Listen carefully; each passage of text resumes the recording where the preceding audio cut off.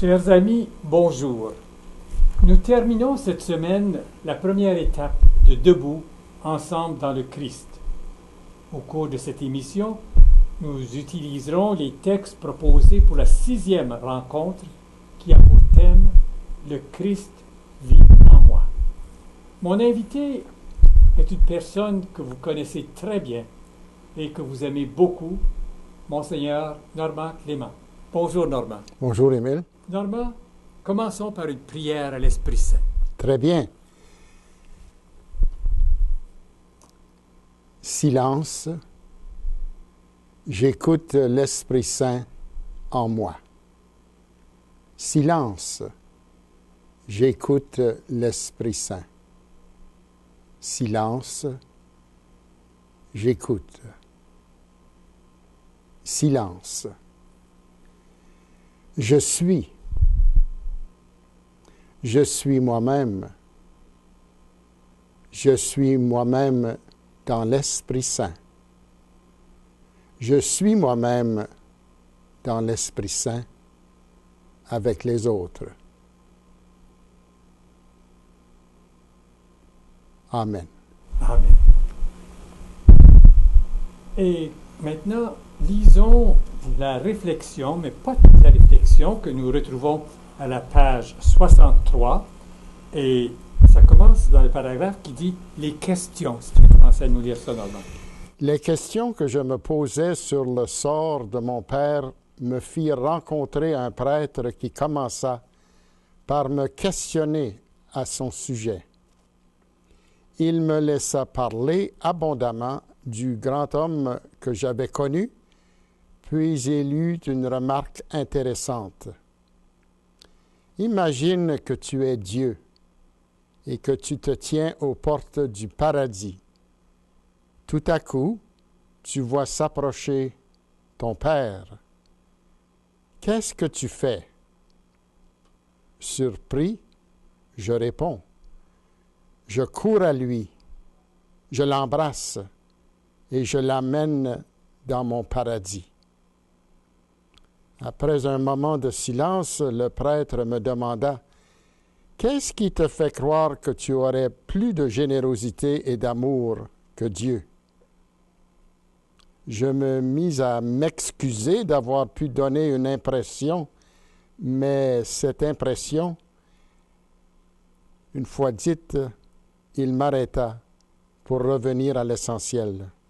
« Est-ce que tu connais Dieu? » me demanda-t-il. « Je ne pense pas, » répondis-je.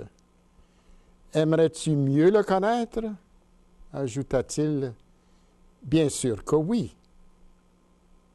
Pendant les 2 années qui suivirent, je revins régulièrement rencontrer ce prêtre.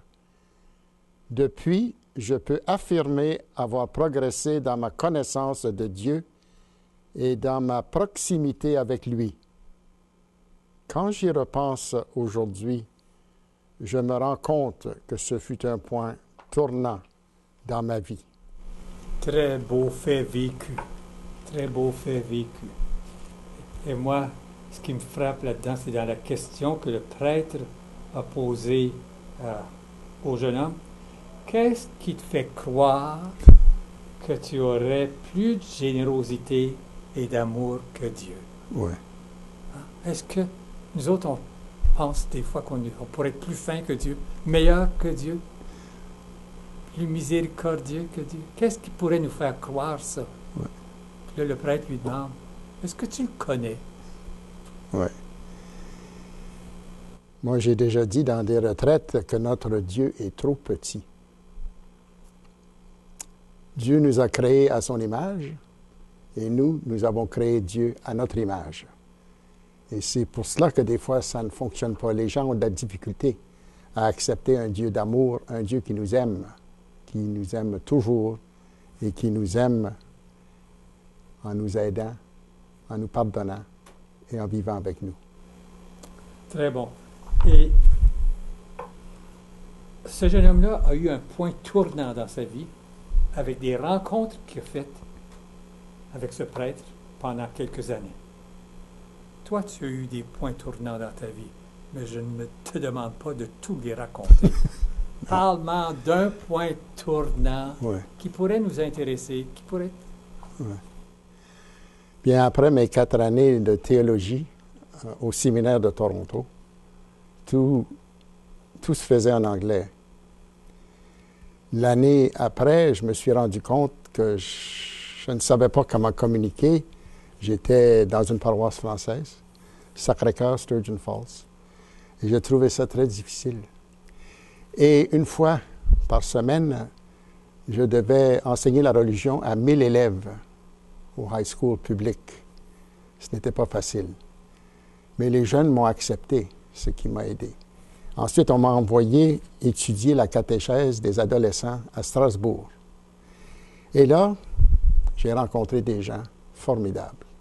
Un soir, j'ai rencontré avec un ami qui était aussi dominicain de l'Alberta. J'ai rencontré le père Yves Congar pendant 3 heures. En étant avec cet homme-là, j'ai vu Jésus. Cet homme-là, pendant ces 3 heures, m'a parlé d'une certaine façon, une façon presque surhumaine, pour m'encourager, pour nous encourager les deux. Puis il y avait une vision de l'Église qui était fantastique. C'est un homme qui avait été mis à l'écart et qui ne pouvait pas enseigner à l'université parce qu'il était trop osé. Mais imaginez-vous que Jean 23 est venu chercher pour aider à rédiger les textes du Concile. Puis il était notre professeur. Fantastique. Un homme qui a souffert, mais un homme d'un grand amour, un homme qui pouvait pardonner. Et cet homme-là était un point tournant dans ma vie. Merveilleux. Et moi, un de mes points tournants, c'est un pèlerinage en Terre Sainte. Et à ce moment-là, j'ai vu des gens qui étaient bons, qui étaient généreux, qui aidaient ceux qui avaient de la misère. Oui. Il y avait toujours quelqu'un pour supporter l'infirme, l'handicapé. À un moment donné, Gérald la jeunesse a dit, toi, Émile, tu es toujours en avant. Viens-t'en en arrière. Tu vas voir que tu vas pouvoir aider quelqu'un qui a de la misère à marcher. Oui. Et par la suite, quand je suis revenu au Canada, j'ai essayé de découvrir comment ça se fait que dans cet autobus-là, on avait tant de monde qui voulait aider les autres. Et j'ai découvert que c'était des gens qui faisaient partie du groupe Sichem. Je suis devenu membre de la communauté Sichem. Et là, c'est le partage de la parole de Dieu. C'est de vivre la parole de Dieu. Et en 1994, nous avons eu le renouveau en paroisse. Alors ça m'a aidé à entrer davantage dans la parole de Dieu. Et depuis ce temps-là que je fais partie des petits groupes de partage de foi. Alors c'est un tournant pour moi pour m'amener à la parole de Dieu. Formidable. Très bon. Oui. Et là, si tu veux, on va aller à notre évangile qu'on nous propose pour aujourd'hui. C'est dans les Actes des Apôtres. Et il s'agit de la conversion de Saint Paul, qu'on l'appelle, mais on dit Saul aussi, Saül. Alors, si tu veux nous lire ça, Normand. Oui, la conversion de Paul. Pendant ce temps, Saül ne démordait pas de sa soif de violence et de meurtre contre les disciples du Seigneur. Il alla trouver le grand prêtre pour lui demander des lettres de pouvoir à l'intention des synagogues de Damas. Il voulait faire enchaîner les hommes et les femmes appartenant au chemin qu'il pourrait y trouver. Il les amènerait ensuite à Jérusalem.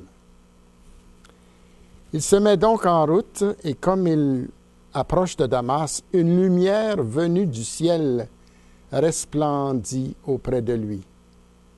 Il tombe par terre et entend une voix qui lui parle. « Saül, Saül, pourquoi me persécutes-tu? » Il demande, « Qui es-tu, Seigneur? » Et lui répond, « Je suis Jésus que tu persécutes. Mais relève-toi et entre dans la ville, là on te dira ce que tu dois faire. » Les hommes qui faisaient route avec lui restaient sans comprendre. Ils entendaient parler, mais ils ne voyaient personne. Et lorsque Paul se relève de terre, il a beau ouvrir les yeux, il ne voit rien. Ils le prennent donc par la main et l'amènent à Damas. Là, il reste 3 jours, ne voyant rien, sans boire et sans manger. Il y avait à Damas un disciple du nom d'Ananias. Le Seigneur l'appela dans une vision. « Ananias !» Il répondit, « Me voici, Seigneur. » Et le Seigneur lui dit, « Lève-toi et va jusqu'à la rue droite. Tu iras trouver dans la maison de Judas un certain Saül qui est de Tarse. En ce moment, il est en prière.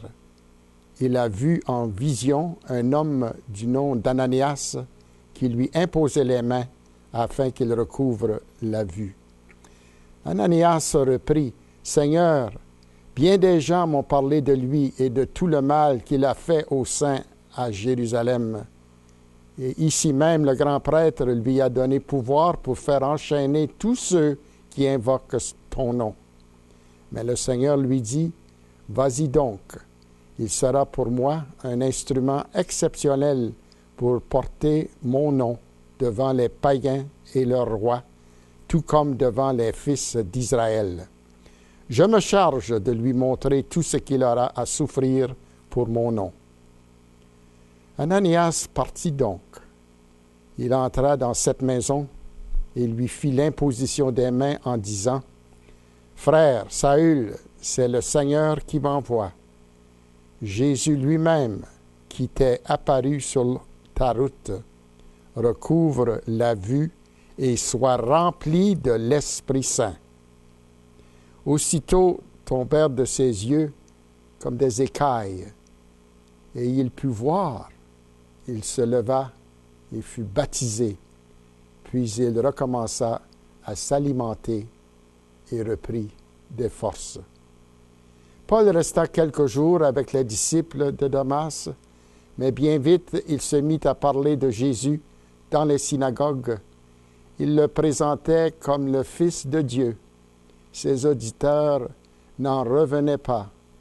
Il disait, « Pensez qu'à Jérusalem, il s'acharnait contre ceux qui invoquent ce nom. Et s'il est venu ici, c'était pour les faire enchaîner et les amener au chef des prêtres. » Paul n'en était que plus déterminé quand il démontrait que c'est lui, Jésus, le Messie, et il refutait toutes les objections des Juifs de Damas. Comme c'est beau ce récit de la conversion de Saül ou de Paul. Et c'est Jésus lui-même qui lui a parlé. Oui. Paul ne savait pas ce qui se passait. Puis il lui demande, « Qui es-tu, Seigneur? Qui es-tu, Seigneur? » Et Jésus lui répond, « Je suis Jésus, c'est moi que tu persécutes. » Mais qui est-ce qui persécutait? Lui, il ne persécutait pas Jésus. Il persécutait cette bande qui s'opposait à la religion juive. Les autres étaient tous en train de changer des affaires qui n'avaient pas de bon sens. Puis Paul, il essayait de ramener ces incrédules, ces infidèles. Oui. Puis Paul allait faire du bon travail. Il était ardent, Paul. Oh oui. Très ardent. Très audacieux. Il y avait des lettres. Il y avait des lettres qui lui donnaient la permission d'enchaîner. Puis même, je ne sais pas si c'est là, il pouvait les faire fouetter, ces gens-là. Je ne sais pas si on a dit ça là-dedans, mais il me semble qu'il pouvait faire à peu près n'importe quoi avec ces gens-là qui allaient ramasser et les ramener. Et c'est Jésus qui était dans ces gens-là que Paul persécutait. Pourquoi me persécutes-tu? N'était-il pas là, lui, présent, lorsqu'on a lapidé Saint-Étienne? Ils ont déposé le manteau. Je le pense après. Alors, c'était sérieux, la lapidation. Moi, ce qui m'a frappé, c'est que, en lisant le texte, là, aujourd'hui, là, Jésus lui-même qui t'est apparu sur la route, Ananias lui dit, recouvre la vue et sois rempli de l'Esprit Saint.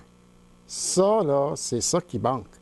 Sans l'Esprit Saint, c'est très difficile. Je crois que l'Esprit Saint était déjà en lui pour lui permettre de même poser la question, « Qui es-tu, Seigneur? » L'Esprit est toujours présent en nous, autour de nous, avec nous, pour nous.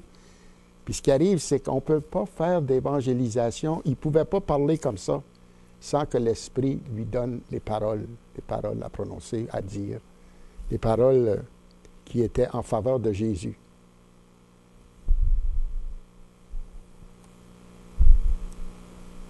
En tout cas, Paul a été changé de façon incroyable. Et comme tu dis, il fallait qu'il soit rempli de l'Esprit Saint pour pouvoir changer comme ça.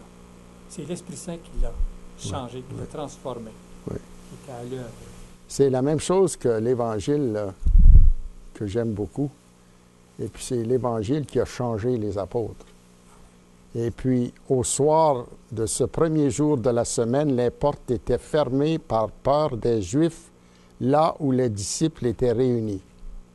Jésus vint et se tint au milieu d'eux. Il leur dit, « Soyez en paix. » Ayant dit cela, il leur montra ses mains et son côté, et ce fut la joie pour les disciples qui voyaient le Seigneur. Et puis il leur dit de nouveau, « Soyez en paix. Comme le Père m'a envoyé, moi aussi je vous envoie. » Ayant dit cela, Jésus souffla sur eux et leur dit, « Recevez l'Esprit Saint. » Sans l'Esprit Saint, ils ne pouvaient pas partir. Ils étaient prisonniers, eux autres aussi. Et c'est la même chose pour chacun et chacune d'entre nous. Sans l'Esprit Saint, il n'y a pas d'évangélisation qui peut se faire parce que c'est l'Esprit qui nous décrit qui est Jésus pour nous, qui est Jésus pour les autres, et c'est l'Esprit qui nous donne tout ce qu'il nous faut, n'importe quel don dont nous avons besoin pour dire la bonne nouvelle aux autres. Alors, si tu veux, on va essayer de continuer à travailler un peu avec le document qu'on a pour cette semaine. Et on nous dit que nous avons pris pendant les rencontres précédentes 4 évangiles pour avoir 4 portraits de Jésus. Les évangélistes nous ont rendu un grand service. Ils ont regardé Jésus avec les yeux de la foi et il nous a invités à faire de même. Mais pour Paul, veux-tu nous lire ce qu'on nous dit? Pour Paul, là n'était pas la question. La question, c'était que le Seigneur était vivant, qu'il continuait de vivre dans son corps mystique, l'Église. Quand ils se sont rencontrés sur le chemin de Damas, le Seigneur a dit à Paul, « Pourquoi me persécutes-tu? » Ce « me » est la clé de toute la théologie de Paul. C'est ça qui est important. Et c'est ça qui a changé, que Paul a pu comprendre. Hein? L'Esprit l'a fait comprendre. Ce « me », c'est le Seigneur. Parce que Jésus l'a déjà dit avec ses apôtres à un moment donné, lorsqu'il ne voulait pas que les enfants viennent à lui. Puis là, Jésus a dit, « Ce que tu fais à l'un de ces petits, c'est à moi que tu le fais. » Puis à la fin, au dernier jugement, oui. Hein? Ça va revenir, ça. Oui. Quand est-ce que? Oui. Quand est-ce que? Oui, ça va revenir, le « me ». C'est très bien. Continue à dire, s'il vous plaît. En d'autres mots, au baptême, nous entrons dans une toute nouvelle façon de connaître le Christ. Par conséquent, nous dit Paul, nous ne pouvons pas penser au Christ d'une manière simplement humaine. Dorénavant, dit-il, nous ne pouvons plus penser à personne d'une manière simplement humaine. Pourquoi? Parce que le Christ est mort pour nous afin que le fait d'être en vie ne signifie plus seulement vivre notre vie à nous, mais consiste plutôt à vivre de la vie du Christ qui est mort et ressuscité. Et ça rejoint beaucoup la phrase qui est le thème de notre rencontre, « Le Christ vit en moi. » Hein? Oui. Vivre de la vie du Christ qui est mort et ressuscité. Alors, ce n'est plus moi qui vis, c'est le Christ qui vit en moi. Et nous formons le corps du Christ en haut de la page. Oui. On nous parle que nous sommes le corps mystique, son corps mystique au Christ qui est l'Église. Et si tu veux continuer à lire, dans la puissance. Dans la puissance de cette vie, chaque chrétienne, chaque chrétien devient vivant de nouvelle façon, d'une façon spirituelle. Il accède à la vie dans l'esprit. Nous devons nous regarder, dit Paul, comme morts au péché et vivants pour Dieu dans le Christ Jésus. C'est de vivre avec Jésus, puis laisser Jésus vivre avec nous. C'est vivre en étant dans le Christ et laissant le Christ être en nous. Et c'est là où l'union se fait. L'union se fait aussi entre les esprits. Si le Saint-Esprit s'unit à notre esprit, c'est la communion de l'Esprit de Dieu avec notre esprit. Tout est basé sur l'amour, le premier amour qui est l'amour de Dieu pour nous. L'amour de Dieu pour Jésus, l'amour que Jésus a pour le Père a pour Jésus, ce qui nous donne le Saint-Esprit. Ça, je trouve ça fantastique et c'est pour ça que j'encourage toujours les gens à croire que le Saint-Esprit est en chacun et chacune d'entre nous. Il nous donne les dons dont nous avons besoin pour vivre cette vie du Christ aujourd'hui. Il y a une autre belle phrase qui commence avec « toute notre vie ». Toute notre vie est maintenant conditionnée par le Christ. Il est le milieu dans lequel nous existons, l'air que nous respirons. Toute notre nature est assumée en lui. Oh. Ce n'est plus moi. Non. Ce n'est plus moi, c'est lui qui vit en moi. Et j'ai ramassé un beau texte du Père Julien Aymar. OK. Et lui nous explique pour moi, vivre, c'est le Christ. Et puis, comment arriver à vivre, c'est le Christ. Et si tu veux nous lire certaines citations du Père Aymar, qu'est-ce qu'il faut faire pour vraiment arriver à ça? Mais Dieu nous a destinés à être à l'image de son Fils. Pour cela, il faut se dépouiller du vieil homme pour se revêtir de nouveau. Nous devons imiter le Christ, reproduire l'image du Fils de Dieu, laisser le Christ se former en nous. Et puis là, ça va être ses vertus. Ça va être... On va même acquérir la bonne odeur du Christ. Oui. Comme le pape François dit, Oui. si vous voulez être de bons bergers, il faut que vous sentiez la brebis. C'est ça. Si vous ne sentez pas la brebis, vous ne les connaissez pas, vos brebis. Hein? Puis comment opérer cette révolution-là? Eh bien, c'est en nous nourrissant assidûment de son Eucharistie. Hein? Oui. Parce que l'Eucharistie, c'est notre pain quotidien, c'est la vie de l'âme. Et cette nourriture nous change. Puis on devient un tabernacle du Christ. Oui. Nous devenons ce que nous mangeons. Oui. Nous devenons le Christ. C'est facile à ce moment-là de dire, si je crois vraiment que le Christ vit en moi, c'est pas moi qui parle maintenant, c'est le Christ. Le Christ va me donner les paroles. Son esprit va me guider. Et là, on arrive au numéro 3. Tourne la page, l'autre page. Oui, Et le grand acteur de la vie du Christ, c'est... l'Esprit Saint. C'est ça, c'est l'Esprit Saint. Et sa mission, c'est de former Jésus en nous, de nous enseigner, de nous transformer. Et là, nous tendons à devenir une personne. Et on avance rapidement, puis nous devenons les membres du corps du Christ. Toutes nos actions deviennent les actions du Christ. Et dans la conclusion, on nous dit, un dans le Christ Jésus. Mais normalement, c'est quasiment tout le temps qu'on a. Ah oui? Il faudrait penser à une action Ouais. qui découle de ça. Est-ce qu'il y a une action que tu aimerais faire ou que nous pourrions faire pour vraiment vivre comme Paul et pouvoir dire, ce n'est plus moi qui vis, c'est le Christ qui vit en moi. Des moments de silence. Pas seulement une fois le matin ou le soir. Des moments de silence pendant la journée. Des moments de silence où on se rappelle que nous vivons en la présence de Jésus, que Jésus est en nous, que son Esprit vit en nous, que le Père vit en nous, que la Trinité est en nous pour nous dire quoi faire et comment le faire, pour nous dire quoi dire et comment le dire. Et avec ces moments-là, nous allons nous rendre compte que Jésus est toujours avec nous, en nous et pour nous.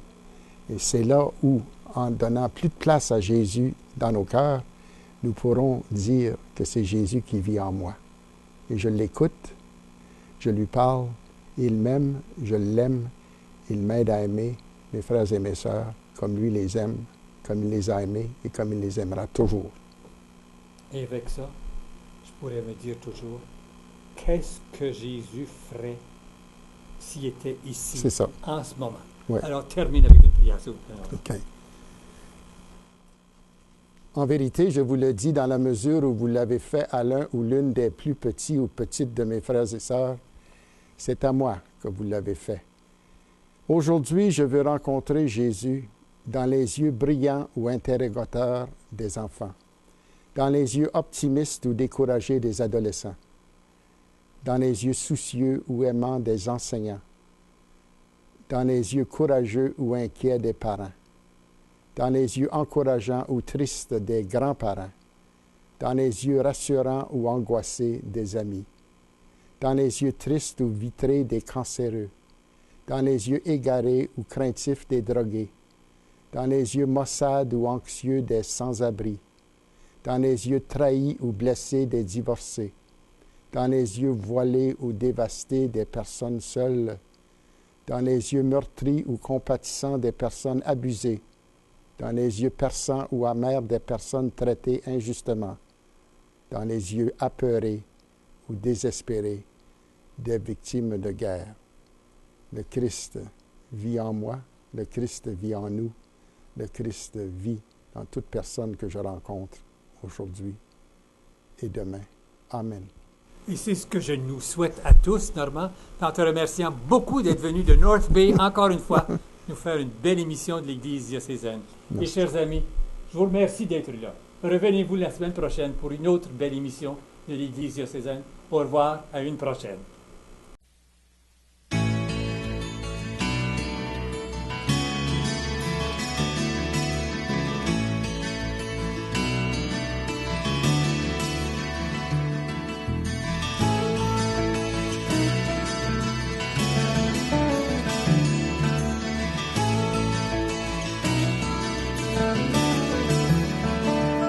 Tous ensemble, il me semble, on pourrait changer le monde de jour en jour, de cœur en cœur, par des gestes.